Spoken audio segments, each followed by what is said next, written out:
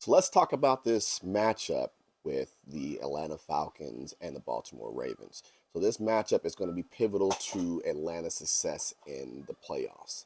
So they lost to the Saints last week, 21-18. That loss is very huge because now it puts them in a three-way tie with the Saints and the Panthers, one game behind Tampa Bay.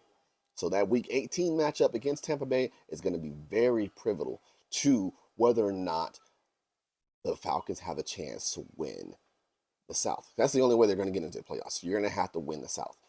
So, and it's very well that the South might have a team that's below 500, which is crazy to me. So, here's the thing. Desmond Ritter's debut against the Saints, it wasn't bad, but it wasn't good either. Also, you're looking at the difference between Ritter and Mariota. I don't think there was that much of a difference to say, yes, Ritter's going to be the guy for the rest of the year and going forward into the future. But that's what's important about these next three games. This is his audition, if you speak. So they could very well end up with a top 10 pick and choose another signal caller in next year's draft. So going into this game, what Ritter has to do, he has to be able to extend plays with his legs. That's what Mariota was able to do and pick up those wins throughout the season. He was able to supplement the running game.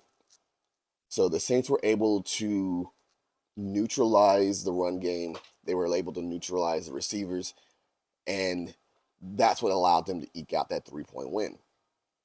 Going up against Baltimore, who is traditionally a powerhouse team. However, they don't have Lamar Jackson back there, and Tyler Huntley can do a lot of the things Lamar does, but he's like the great value version of him.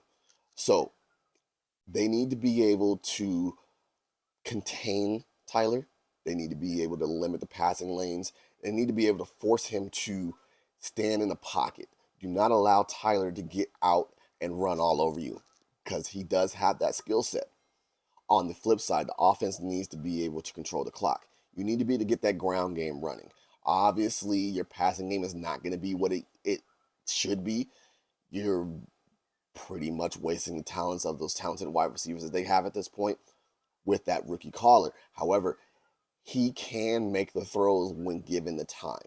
So they need to protect him, allow the run game to thrive, and they could pull out this win in Baltimore against a banged up Baltimore team. It's going to be an interesting matchup, but again, if Ritter can limit the mistakes, utilize his legs, and supplement the run game the way Mariota did, and in a way, even if it's just a little bit, he did finish the game last week with 41 yards. I need to see him do a little bit more than that to be able to win this matchup.